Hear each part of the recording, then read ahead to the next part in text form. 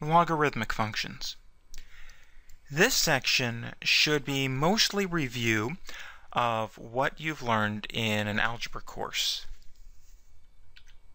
So recall that the exponential function f of x equals a to the x is a one-to-one function. So therefore, it has an inverse function, which is called a logarithmic function with base a. And we write that as the log base a of x is equal to y. There's the function, the logarithmic function. And recall that the inverse properties give us that if log base a of x is y, then a to the y is equal to x. And so you've learned in the past how to evaluate logarithms. So for example, the log base 2 of 16, you might have learned, okay, well that's some number. That's the same as saying 2 to some number is 16. All right, so that number then is 4. The log base 2 of 16 is 4. The log base 3 of 1 over 81. Again, that's some number. And so you learned 3 to what number is 1 over 81? Well, I know that 3 to the 4th is 81, and so it must be a negative 4.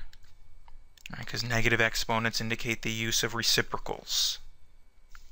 All right, so you learned how to evaluate logarithms in the previous course. You also learned how to graph logarithmic functions.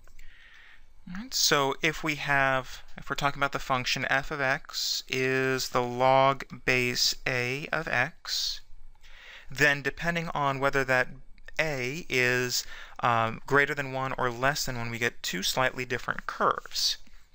All right, so if a is greater than 1, then we get this curve. Get the increasing curve that passes through 1, 0. If a is between 0 and 1, we get the decreasing curve through 1, 0.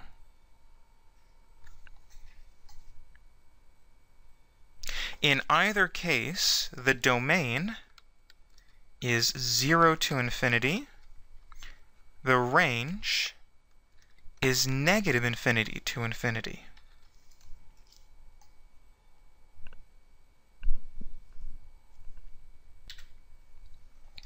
Now, since they are inverses, the logarithm base a and the exponential base a undo each other as long as we're on the correct domain. All right, so the log base a of a to the x is equal to x for all real x.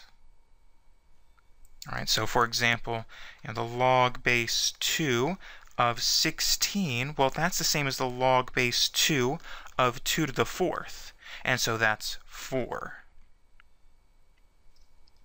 And a to the log base a of x is x as long as x is positive. And so I could write, something like this. 2 to the log base 2 of 16 would be 16. Now we're also allowed to manipulate logarithms, and this becomes very important when we start calculating derivatives of logarithmic functions. And the log base a of x times y, if we have a product, right, if we have the logarithm of a product, we can write that as the sum of logarithms. And if we have the logarithm of a quotient, we can write that as a difference of logarithms.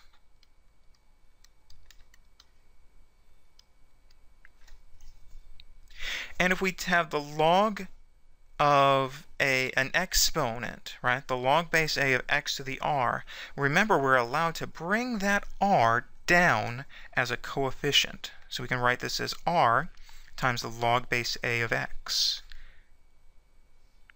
All right, so these logarithms, you probably learned about them in your algebra course.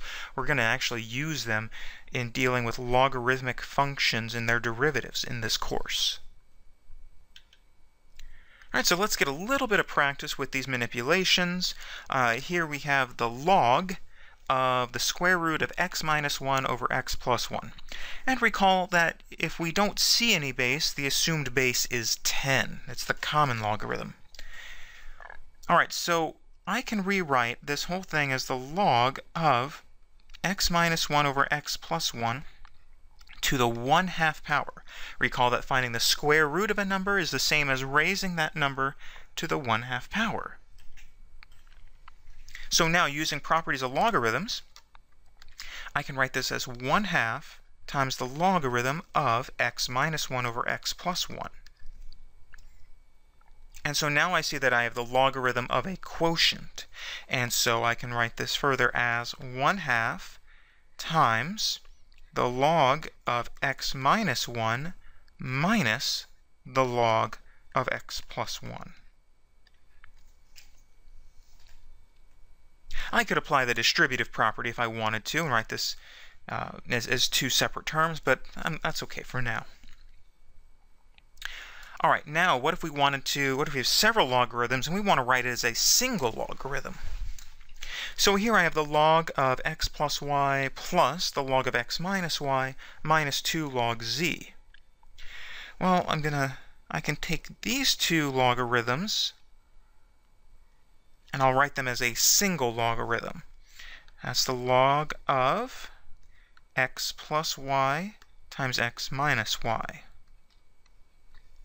Now, minus 2 log z, I can write that as minus log z squared. And now I can take that difference of logarithms and write it as a quotient. And so I can write this simply as log of the quotient. Now, x plus y times x minus y, hopefully you recall that that's a difference of squares, x squared minus y squared, over z squared.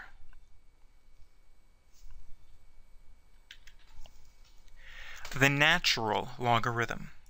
Recall that we've defined the log base e of x as the natural logarithm of x, which is written as ln of x.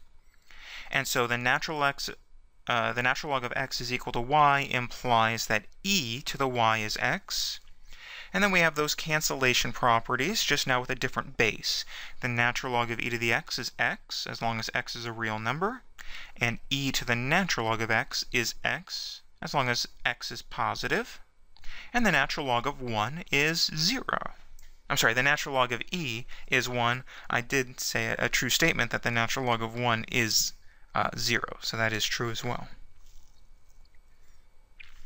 Alright, so if we're asked to find the exact value of e to the 3 natural log of 2, using properties of logarithms, I can write this as e to the natural log of 2 cubed, and so that's e to the natural log of 8. And now using my cancellation property, then this would be equal to 8. So a couple of equations, just some techniques. Remember to solve equations. Like here we have e to the 2x plus 3 minus 7 equals 0. If I wanted to solve for x, I would add 7 first. So e to the 2x plus 3 is equal to 7. And now I can apply the natural log to both sides of the equation. So I have the natural log of e to the 2x plus 3 is equal to the natural log of 7. And from my cancellation properties, the natural log of e to the 2x plus 3 is 2x plus 3. So 2x plus 3 is equal to the natural log of 7. And so to solve for x, I would subtract 3 and divide by 2. And so x is equal to the natural log of 7, subtract 3, divided by 2.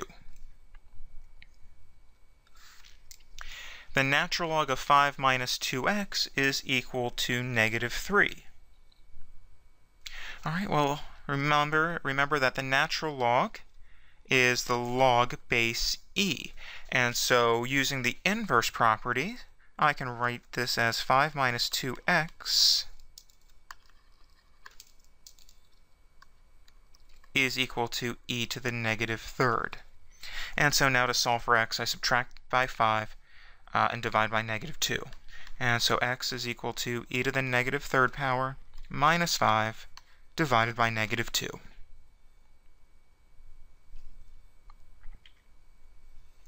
And finally, recall that there's a change of base formula that tells us that in general, if we have a general logarithm, log base a of x, it can be written in the form natural log of x over natural log of a. And so if I was asked to evaluate the log base 2 of x, I can write this as the natural log, here I have the log base 2 of 7, and I can write that as the natural log of 7 divided by the natural log of 2, and I can use a calculator to evaluate this. Now this will become important later on because when we want to calculate, say, the derivative of the function the log base 9 of x, well, there isn't a nice formula for this one, but we'll learn a formula for it by thinking of it in terms of natural logs. And so I can think of it as the natural log of x over the natural log of 9. And so that's just the same as 1 over the natural log of 9 times the natural log of x. Now, 1 over the natural log of 9, that's a constant. And so notice that the log base 9 of x is just a constant multiple of the natural log of x. And so that's going to become an important property later on. All right, so that concludes this review of logarithmic functions. And we're going to need this in the next section.